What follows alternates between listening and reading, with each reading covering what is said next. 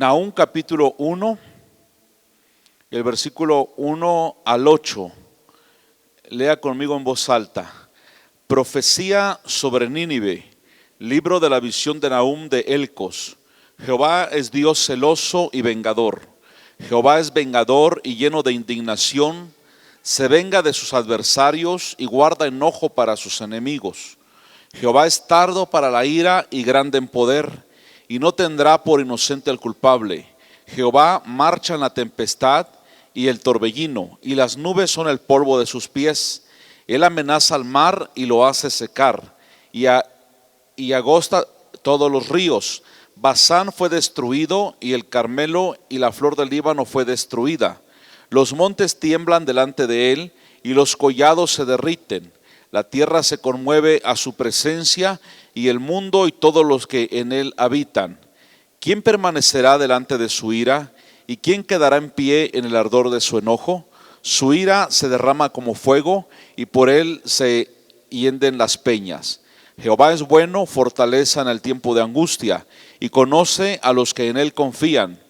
Mas con inundación impetuosa consumirá a sus adversarios, y tinieblas perseguirán a sus enemigos. Lea conmigo el versículo 7 en voz alta. Dice: Jehová es bueno, fortaleza en el tiempo de angustia, y conoce a los que en él confían.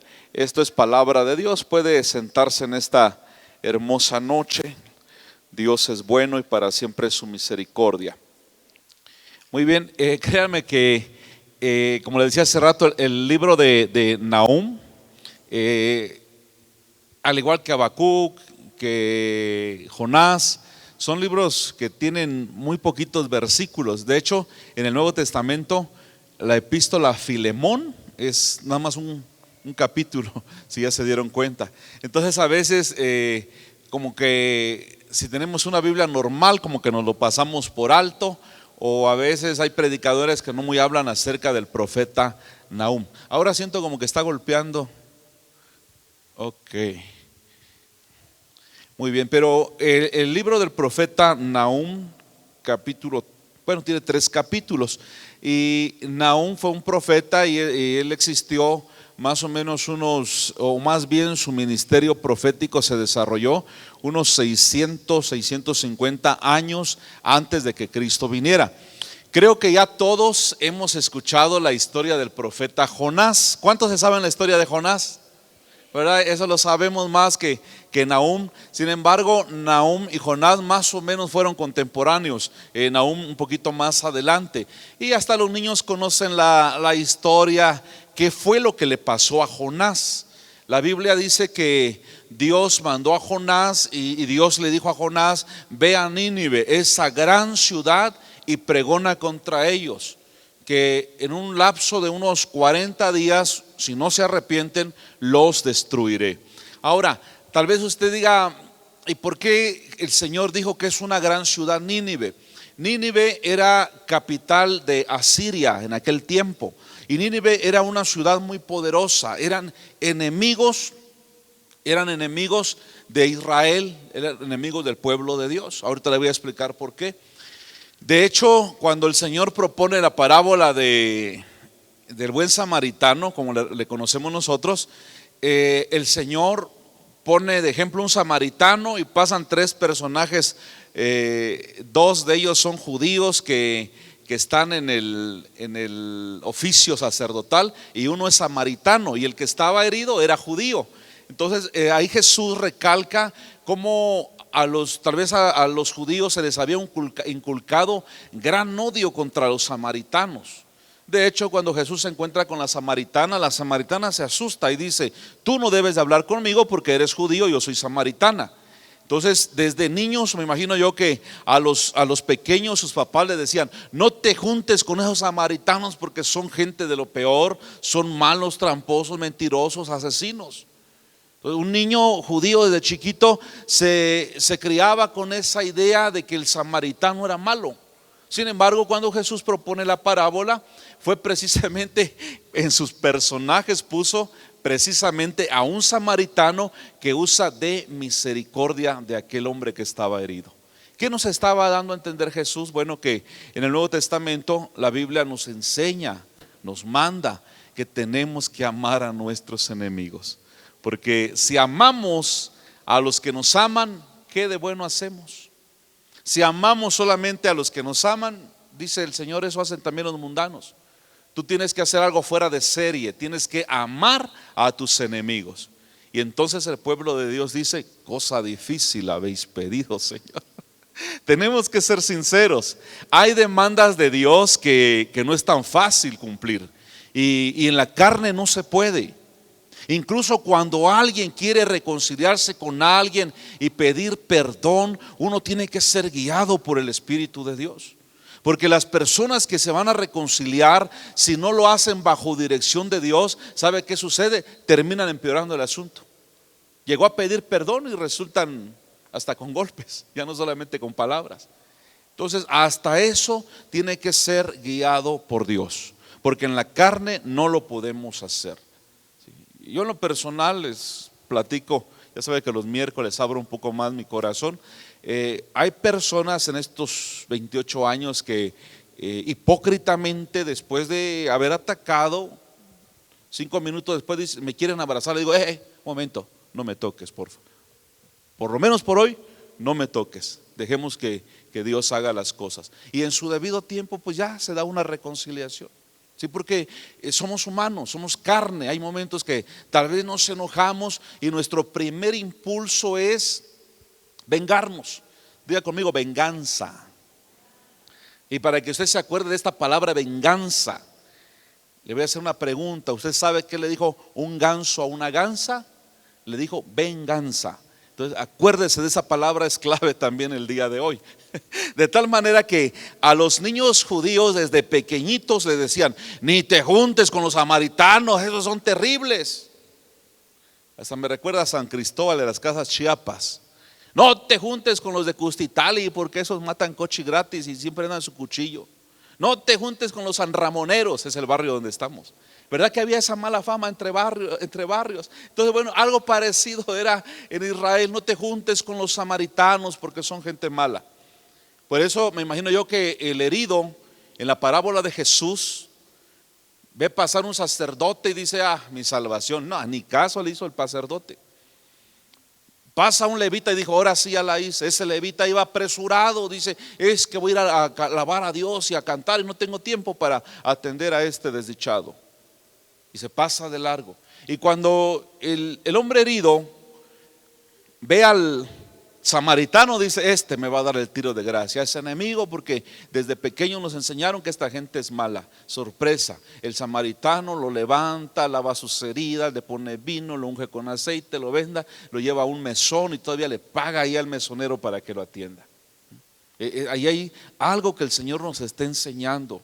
A veces nos va a costar un poquito perdonar, pero tenemos que hacerlo. A veces va a llevar un tiempo, pero tenemos que hacerlo. ¿Estamos de acuerdo? Repito, hay cosas que no serán tan fáciles. Por eso cuando yo me deje abrazar por usted, de gloria a Dios. Porque cuando digo, no me toque por favor, hermanita, ni se atreva a tocarme, porque todavía no ha llegado su hora. Entonces, pero tenemos que hacerlo aunque nos cueste. Ahora, así como el judío veía mal al samaritano en los tiempos de Jesús, también en los tiempos de Jonás, el asirio era mal visto, porque el ejército asirio era el mejor ejército del mundo de entonces. Se dice que para la Segunda Guerra Mundial el mejor ejército era el ejército alemán. Tremendos, disciplinados, eran de lo mejor. El mejor ejército eran los alemanes. En cada tiempo ha habido un ejército que destaca. Entonces, en los tiempos de Jonás, Asiria era una potencia mundial. Su ejército era extremadamente preparado. Y no solamente eso, porque dice uno preparado, pues está bien. Eran sanguinarios, eran terribles. Cuando ellos atacaban a un país, lo devastaban, menguaban la población terriblemente. A las jovencitas vírgenes las violaban, a las viejas de 40 y más, bueno, en aquel tiempo eran viejas, ¿verdad? Los exterminaban. A las mujeres embarazadas les abrían literalmente, y usted puede checar en los anales de la historia, no le estoy exagerando. Una mujer embarazada le abrían la panza y le sacaban el feto para que los perros lo comieran. Los bebitos de pecho los agarraban de las patitas y los reventaban contra la pared. Eran terribles. Por eso hay un profeta en el Antiguo Testamento que cuando saluda a un hombre, le dice, empieza a llorar, y el hombre dice: ¿qué te pasa, viejo profeta? Y el profeta dice: es que veo que tú le vas a hacer gran daño al pueblo de Dios. Porque ese hombre se levantó después como un rey y exterminó gran parte del pueblo del Señor. Entonces era una cosa terrible los asirios. Por eso cuando viene palabra de Jehová a Jonás, le dice: pregona contra esa ciudad, le voy a dar una oportunidad a Nínive de que dejen de ser sanguinarios, tranzas, mentirosos, asesinos despiadados, y predícales. Y si en tanto tiempo no se arrepienten, los voy a exterminar a todos. Y note que papá Dios lo está diciendo, Él es el Todopoderoso. ¿Y qué hizo Jonás? En vez de irse a Nínive, se fue a Tarsis, se fue por otro rumbo. Y usted conoce la historia. Ahora uno se pregunta: ¿por qué Jonás? Ahí está la respuesta. ¿Por qué Jonás no quería predicar? ¿Por qué Jonás dijo: Señor, es que te conozco? Y acabamos de leer en Nahum capítulo 1 que Él es grande en misericordia, lento para la ira. Y Jonás, profeta, dijo: Señor, es que yo te conozco, que eres muy misericordioso, y si yo le predico a estos ninivitas, se van a arrepentir, y ya te conozco, tú les vas a perdonar. Entonces, ¿para qué les predico? Si lo que yo quiero es que los extermines a estos, porque han sido malos con los países, exclusivamente con mi pueblo Israel. Por eso Jonás no quería. Por eso le digo que a veces Dios nos va a tener que dar una lección, un tiempo. Jonás estaba enojadísimo porque resulta que el rey y la gente se arrepintieron. Se pusieron en silicio, en ceniza. El silicio eran ropas ásperas, ¿sí? Para martirizar su carne, ceniza sobre su cabeza. Eso solía suceder cuando un rey estaba de luto, cuando una familia pasaba una aflicción. El rey mismo se quitó la corona y se puso ceniza, y se quebrantaron. Dice la Biblia que aún a los animales los pusieron a ayunar. No es que los animales ayunaron, esos que saben de ayunar, sino que la gente dijo: aquí vamos a ayunar todos, porque ellos querían que Dios viera un genuino arrepentimiento. Y entonces Dios vio esto y Dios tuvo misericordia. Pero Jonás no sabía el corazón de esta gente, ni se enteró de lo que estaba pasando ahí. Dijo: me voy a venir por aquí arriba donde no me alcance el fuego que va a caer de Dios sobre estos ninivitas, y desde aquí voy a ver cómo se hacen chicharrón estos ninivitas. Y ahí se pone, y dice la Biblia que Dios hizo crecer una calabacera, me imagino como una especie de guía, unas hojotas, y le hicieron sombra a Jonás. Algunos teólogos dicen que Jonás era como calvo, así como peloncito, por eso andaba renegando que el sol ya le andaba ahí. Le crece una calabacera, y aparte Dios manda un gusanito, y ese gusanito se come la raíz, y la calabacera se seca. Jonás sigue esperando el juicio de Dios contra Nínive. La calva ya era un reflector, ya le brillaba la pelona de tanto calor. Jonás estaba de lo peor y enojado. ¿Por qué Dios no destruye a estos pecadores? ¿Por qué Dios no los extermina? Y cuando ve que se muere la planta, reniega y dice: Señor, ¿por qué mataste a la plantita que me daba sombra? Entonces Dios le da una lección y le dice: mira, Jonás, tanto te dolió que yo exterminara una plantita, y tú quieres que yo destruya toda una ciudad.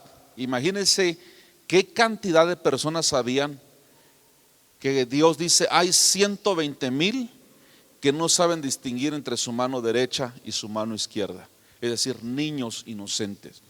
Si tú te enojas porque yo destruí una planta, que la puedo volver a hacer, ¿cómo crees tú que voy a destruir una ciudad que se ha arrepentido? Entonces, el motivo para que Jonás no no predicara a Nínive era que él quería que papá Dios los destruyera, que los extermine estos, porque sabía que los asirios eran malos. Y usted sabe la historia, en el tiempo de Jonás, Nínive se arrepiente y Dios le perdona. Dése usted cuenta. Pero ahí no terminó todo. A través de los años, Nínive fue destruida siempre. No existe hoy en día Nínive. Tal vez el lugar geográfico ya lo ocupa otra ciudad con otro nombre, pero Nínive en sí, en los tiempos de Jonás, se arrepintió y halló misericordia del Señor. Años después, Nínive se corrompió nuevamente. Yo no sé si los mismos que se habían arrepentido se volvieron a corromper, o lo más probable que yo pienso es de que la nueva generación no conoció la misericordia de Dios y volvieron a ser malos y volvieron a matar gente y a ser sanguinarios. Y entonces ya Dios levanta al profeta Nahum, que acabamos de leer, donde Nahum habla, por un lado él dice que nuestro Dios es lento para la ira, es grande en misericordia, pero que también Dios es vengador y que su ira, su furor es terrible. Le voy a plantear algo más en el nombre de Jesús. Miren, cuando uno lee detenidamente la Biblia, hay cosas que uno le pregunta: Señor, ¿por qué? Mire, Asiria, escucha esto, Asiria, su capital Nínive, fue levantado como un imperio para cumplir el propósito de Dios. ¿Cuál era el propósito de Dios? Castigar a Israel porque lo habían dejado a él, fuente de agua viva, y se habían ido tras de ídolos, cisternas rotas que no retienen agua. Entonces, ¿qué quería Dios? En otras palabras, castigar a Israel. Y para castigar a Israel tenía que usar a un país poderoso, y ese era Siria. Entonces uno dice: Señor, escuche bien este planteamiento. Uno dice: Señor, si tú ordenaste y permitiste que los asirios castigaran a Israel, ahora ¿por qué vienes tú y castigas a los asirios? Si Judas, que era de los 12 de Jesús dice: uno de ustedes es diablo. Y Jesús mismo le dice: Judas, lo que vas a hacer, hazlo pronto. Y Judas vino para cumplir un propósito de Dios. Sin embargo, Jesús dice: ay de aquel porque venga este tropiezo, del que entregue el Hijo del Hombre. Ahora, donde nosotros tenemos una respuesta, porque hay varios casos así en la Biblia. Dios levanta a alguien para castigar al pueblo, pero luego Dios castiga a ese castigador. Escuche esto. ¿Por qué Faraón se endureció tanto contra el pueblo de Dios? Si usted ha leído la Biblia, y si no, hoy se lo digo, Dios mismo endureció el corazón de Faraón porque quería destruirlo. Y levantó a Faraón, que fueron varias dinastías de faraones para castigar a Israel, pero el último del cautiverio lo endureció tanto que aún muerto su hijo y aún habiendo tenido 9 plagas anteriores a eso, le endureció su corazón al grado de decir: los voy a perseguir, y los persiguió. Sin embargo, Dios ejecutó su ira sobre Faraón. Esto nos lleva a una sola respuesta: nuestro Dios es soberano, Él hace lo que bien le parezca. Pero hay confianza, no se me asuste. La ira de Dios no es como la ira de nosotros. Los seres humanos, ¿cuántos a veces se enojan? Por lo regular, el que se enoja y llega al siguiente grado, que es ira, hace locuras. Dice la Biblia: el que se aira fácilmente hará locuras. Ya le pegó a la mujer, ya rompió el celular, y ya hizo tanto, y después dice: ay, ¿para qué lo hice, verdad? Hice cosas que no debía por la ira. Entonces, cuando hablamos de ira, es una obra de la carne y decimos: bueno, si Dios también se aira, ¿será que Dios es carnal? No, la ira de Dios está controlada. Por eso dice que Él es lento para la ira, porque nosotros los seres humanos, en ocasiones la ira nos gobierna. En cambio Dios no, Dios gobierna su ira, su enojo.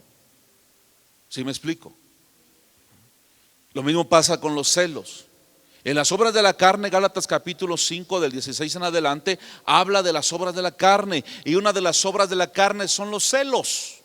Pero la Biblia dice que también Dios es celoso. Y muchos quieren comparar el celo humano con el celo de Dios, y es incorrecto. Porque el celo humano es posesivo. Es ser posesivo, ser inseguro. Se dice que de todo lo que pensamos y creemos y que nos hacemos a la idea por celos, nomás el 10% es cierto, todo el 90% usted se lo está criando en su mente. Obviamente hay celos justificados, pues a qué hombre le va a gustar que alguien le esté enamorando a su esposa y su esposa le esté dando lado, o su novia, pues hay celos justificados. Pero hay gente que como obra de la carne tiene celos, proviene de la duda, de la inseguridad, de la falta de respeto, de que porque así era la mamá, así era el papá, hay un montón de factores. Pero el celo de Dios es diferente. El celo de Dios habla de que Él nos protege. Mire, si hay alguien, no sé si está bien la palabra exagerado, que exagera en protegernos, es nuestro Dios. Sí, Él tiene cuidado de nosotros. El celo de Él es justificado, hermanos, porque Él no comparte su gloria absolutamente con nadie. ¿Sí?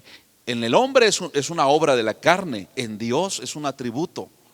¿Sí? Yo, Jehová, soy tu Dios fuerte y celoso. Es decir, que el celo de Dios nos protege a nosotros. Así como el celo de Dios no permite que nosotros adoremos dioses falsos. Escucha esto y tómelo. Tampoco Dios permite que los dioses falsos, los demonios nos toquen a nosotros. Porque antes de que un demonio nos toque, Dios le dice: yo soy celoso, no me lo tocas porque ese hombre es mío, esa mujer es mía, yo pagué por ella o por él en la cruz del Calvario. Entonces el celo de Dios habla de protección, no habla de inseguridad, de posesivo ahí el hombre, posesiva a la mujer. Dios nos libre. ¿Sí me explico? El celo de Dios es un celo protector que ni te permite irte tras los dioses falsos, porque ahí va tu muerte, no por otra cosa. Dios no es inseguro. Y tampoco permite que los demonios te toquen, porque Él dice en Romanos que el Espíritu de Dios nos anhela celosamente. ¿Sí me explico? ¿Qué diferencia hay entre la ira de Dios y la ira del hombre, y el celo de Dios y el celo del hombre? Y yo cuando encuentro esto me quedo así sorprendido, porque digo: Señor, si tú levantaste a Siria para castigar a Israel, luego vienes y castigas a Siria. Pareciera injusto. No, fíjese que,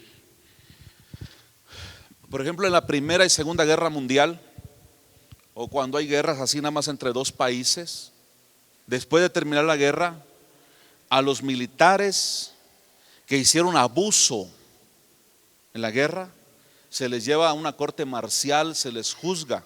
Muchos de ellos fueron condenados a muerte, y muchos de ellos murieron en prisión. Pareciera absurdo, pero es legal en una guerra. Yo traigo un arma, tú traes una parecida, y pues a ver ya cómo nos toca, ¿verdad? En el boxeo no puede pelear uno de 120 kilos con uno de 50 kilos. Igual en la guerra. Tienes prohibido usar armas químicas, peléate ahí con machetes, con tambores, con cucharas, con tanques de guerra, aviones, hasta ahí, pero no puedes usar armas nucleares. Y también algunos militares que abusaron, violaron mujeres, estos son juzgados, porque la guerra estaba justificada, pero no el abuso. Entonces, lo que Dios está castigando en los asirios era el abuso. Diga conmigo: abuso. Ok, Dios te levantó para que castigues, pero no abuses. Lo mismo sucede con nosotros los padres. ¿Cuántos tenemos hijos? ¿Es bíblico sacar nuestra vara y darle a nuestros hijos? Bueno, si no es vara, ¿se permitirá un cinturón? ¿Una sandalia? ¿Un caite? ¿Chancla? ¿Cómo le llama? Es tu hijo. Dice la Biblia: lo corregirás con vara y librarás su alma del infierno. Dice: castígalo, pero no te apresures a matarlo. Es que es mi hijo. Y es que yo lo parí, dicen algunas mujeres. Yo le di la vida, yo le quito. Mentira, Dios le dio la vida.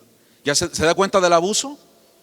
Y en vez de la sandalia o un cinturoncito así que tenga un ardorcito sabroso, vas a ver ahorita y agarra un garrote. Y hay mamás que han desnucado a sus hijos. Garrotazo aquí, muerto el chamaquito. O que agarres un cable y le reviente la espalda a tu hijo. Es que la Biblia me autoriza. Te autoriza castigarlo, pero no te apresures a matarlo. Y que con alambre de púas y que con machete. De veras. ¿Se da cuenta del abuso?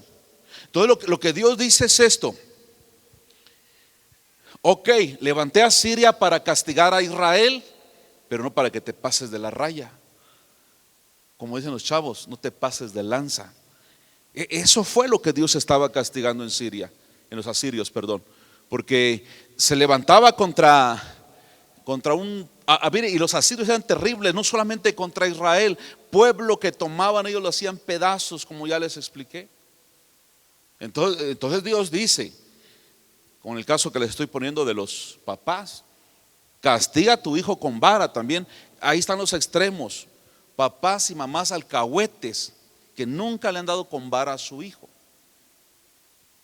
Y los otros quieren darles con machete, con alambre de púas, con cable. Tampoco. ¿Cuántos tienen más de 40? ¿Cuáles eran nuestros psicólogos cuando estábamos ahí deprimidos y que la vida no vale nada y que 2 cuerazos quedábamos, pero listos para otro round?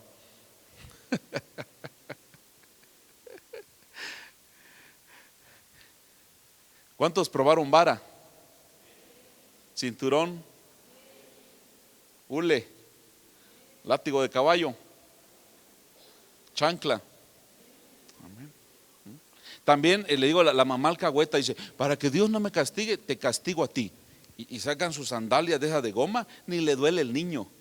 Nada más hace, ay, ay, ay, y se queja y se va tras la puerta y dice, ni me dolió lo que me hizo la vieja.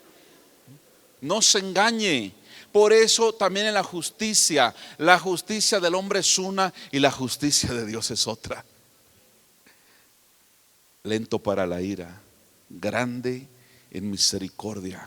Pero también cuando Dios se enoja, agárrate. Seguramente cuando Nahum profetizó la destrucción sobre Nínive, más de uno se rió y dijo, está loco Nahum, ¿quién podrá destruir a los asirios? ¿Quién podrá destruir el ejército más poderoso del mundo? Por eso, hermanos, hoy de verdad me da risa cuando dicen Estados Unidos, la potencia más grande, y que su presidente, el hombre más poderoso de la nación más poderosa del mundo. Yo digo, ¿qué?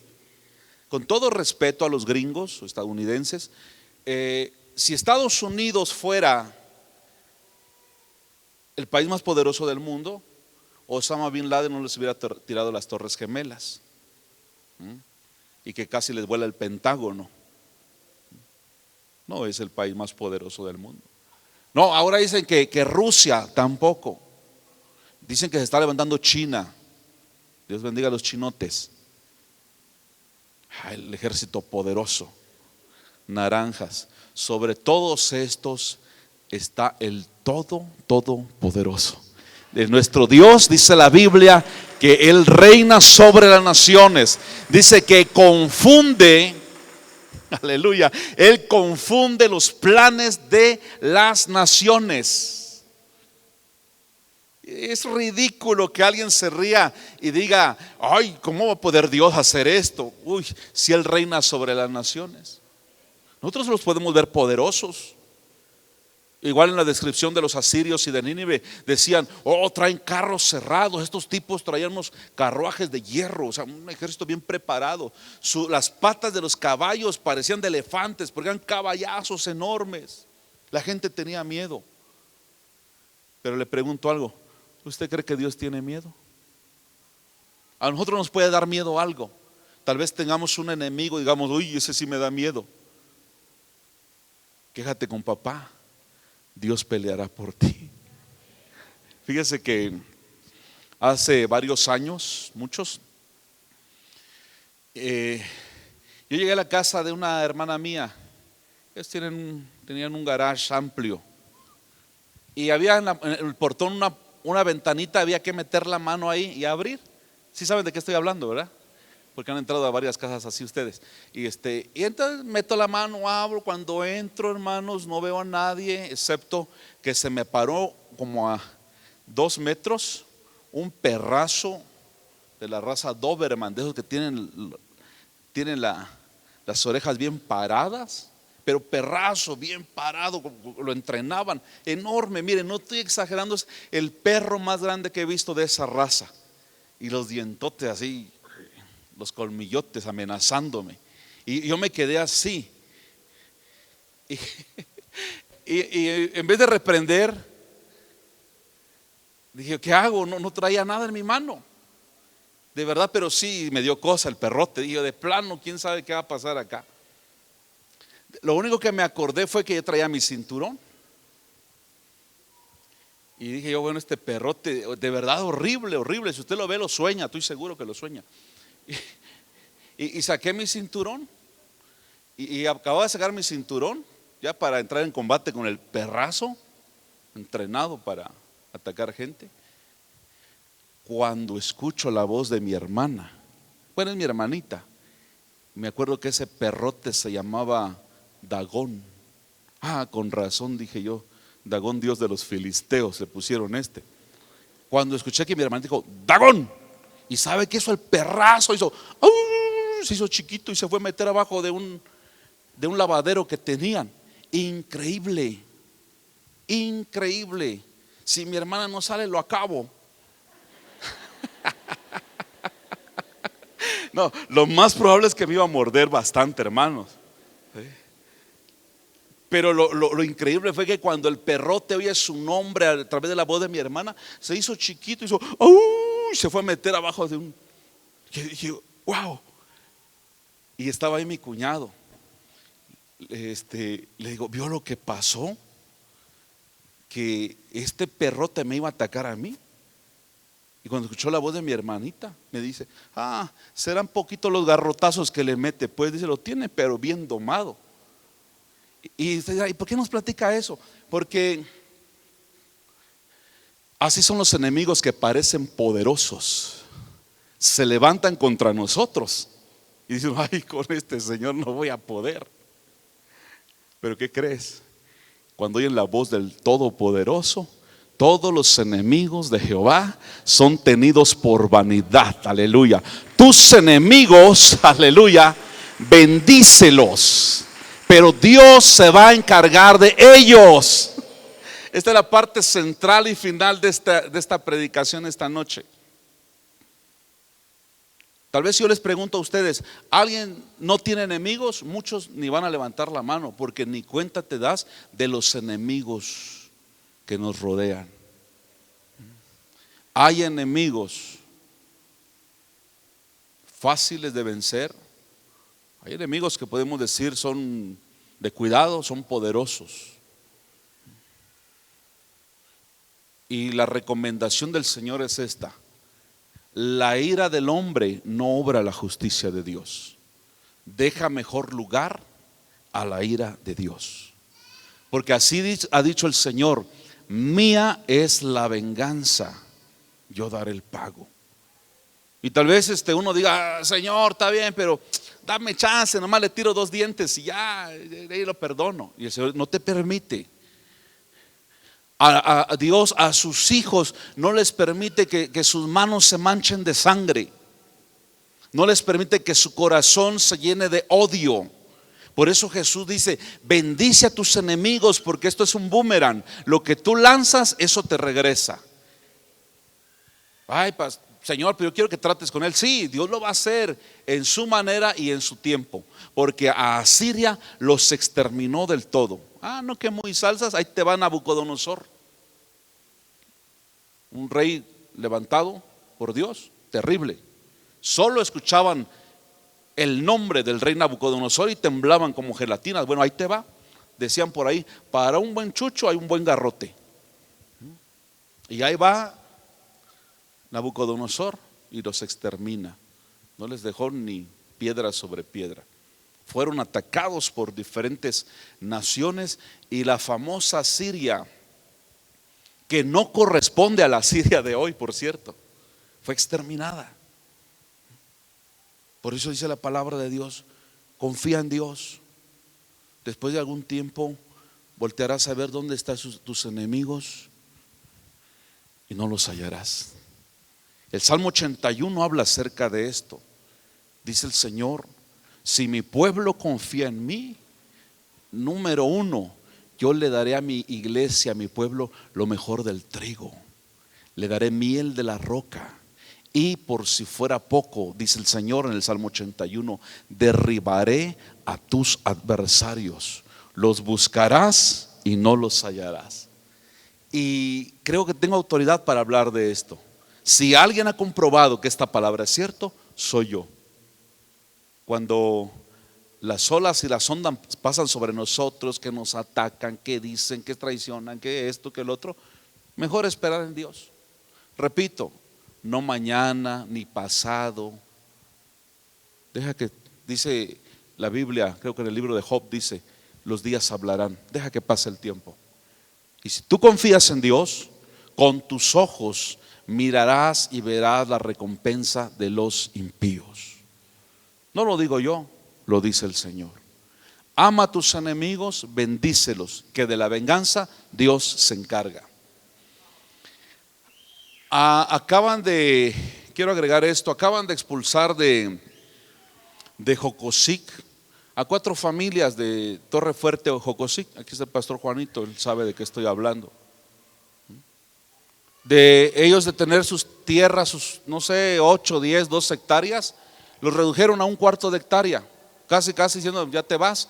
Y pues en resumen, ellos están siendo expulsados. Pero nos sorprendíamos. Yo le dije, como su cobertura que soy, le digo, díganme qué hacemos y lo hacemos, no hay de otra. Me dicen, no, esperamos en Dios. Tal vez Dios nos va a traer a la ciudad para una vida mejor. Y empecé a ver en ellos cómo está la presencia del Señor en ellos, la paciencia. Dice, si nos dan algo, qué bueno, y si no nos dan nada, pues Dios dirá. Le digo, me gusta la actitud de ellos. Y también le digo, miren, en la epístola a los Hebreos hay 2 grupos de personas: unos que taparon bocas de leones por fe, apagaron fuegos impetuosos por fe, libraron la muerte a filo de espada por fe. Pero hay otro grupo que fueron despojados de sus bienes, de sus tierras, de todo, literal, los dejaron solamente con la ropa que traían puesta. Pero este otro grupo es sorprendente, porque dice que ellos, pudiendo librarse de la espada, del despojo, porque muchos de ellos fueron muertos, no lo hicieron, no quisieron usar de ese derecho. Ellos prefirieron dar su vida por nuestro Señor Jesucristo. Yo le dije a los hermanos, qué bueno, creo que ustedes son de ese otro grupo que no aceptaron el rescate, que ellos dijeron, yo no quiero ser librado, yo quiero dar mi vida por el Señor. Ustedes son de ese grupo. Pero les voy a decir una cosa, le digo, que Dios va a tratar con esa comunidad, porque Dios no es injusto. Y la Biblia dice claramente, no traspases los linderos antiguos, no traspases la heredad del huérfano, porque hay uno que pelea por el huérfano. Ni siquiera el de la viuda, porque también hay uno que pelea por la mujer sola. Y mucho menos los linderos antiguos donde te marcaron tus padres y vienen otros y te lo quitan. No les deseamos mal, los bendecimos, pero de que les va a caer, les va a caer. Y me decía uno de los hermanos, no, dice, si ahí en la asamblea cuando nos expulsaron, hay uno que dijo, de verdad que estos aman a Dios, y creo que nosotros así como estamos haciendo, nos vamos a ir al infierno. Digo, y usted hubiera dicho amén. Cuando fueron allá a medirle sus terrenos, uno le empezó el dolor de cabeza y a sangrar. Ya Dios está tratando con ellos. ¿Cuántos enemigos tendremos? Algunos identificados. Hay gente, escuche bien esto, hay gente que usted por más que haga, nunca le va a usted a caer bien, porque los demonios que ellos tienen se irritan cuando sienten la presencia de Dios en usted. ¿Sí me explico? Hay gente que por más usted no les va a caer bien porque tienen demonios que los alteran, los irritan. ¿Qué hago, pastor? Bendícelos, que de la venganza Dios se ocupará. La ira de Dios no controla a Dios. Dios tiene control de la ira y Él es grande en misericordia. Mire, usted y yo como hijos de Dios, cuando nos portamos mal o hacemos algo mal, Dios levanta a un asirio, a un ninivita, para atacarnos. Sé que como ustedes se portan de lo mejor, no saben de qué estoy hablando, pero yo pues que soy a veces rebeldón, usted dice, este es un ninivita, este es un asirio que me está carcomiendo el alma, pero Dios tiene un propósito. ¿Cuál es el propósito? Que yo me humille y yo me ponga cuentas con Dios. ¿Sí me explico? Jesús, ¿qué pecado cometió para que Judas lo vendiera? Y lo vendió, pero cuidado, Judas se perdió. Entonces no se amargue, no se irrite. Cuando se levanta un enemigo, un ninivita, y lo está ya tosigando en las redes sociales y hablando mal de usted, diciendo pestes, diga: Señor, gracias, porque tú levantaste a este asirio, a este ninivita para que yo me sienta incómodo y yo me alinee. Pero ay de ese que se levantó contra ti. Porque dice la palabra de Dios: con tus ojos mirarás y verás la recompensa de los impíos, porque has puesto a Jehová, que es mi esperanza, al Altísimo por tu habitación. No pelees contra tu suegra, contra tu marido, contra los que se van de la iglesia, contra los que están hablando a espaldas tuyas. No pelees, no te amargues. ¿Acaso usted me ha visto aquí hablar amargado? Ni siquiera hablo de ellos porque no vale la pena. Porque yo sé en quién he confiado. Y también usted tiene que saber en qué he confiado. Usted no tiene por qué andar odiando a su suegra y a su marido y a los vecinos que le tiraron un chucho muerto ahí en la puerta de su casa. Bendígalos. Que hoy, esta noche, Dios te dice que los que Él permitió, lo dice en la Biblia, los que Él permitió para amonestarte, Él lo permitió. Porque aún Satanás, que el Señor lo reprenda, el diablo coludo no hace nada si Dios no se lo permite. Pero hay que cegar el diablo, porque será lanzado en el lago que arde con fuego y azufre. El que Dios permitió que se levantara contra ti para enderezarte, bendícelo, porque Dios se va a encargar de tratar con esa persona. Hermanos, tenemos un Dios de poder.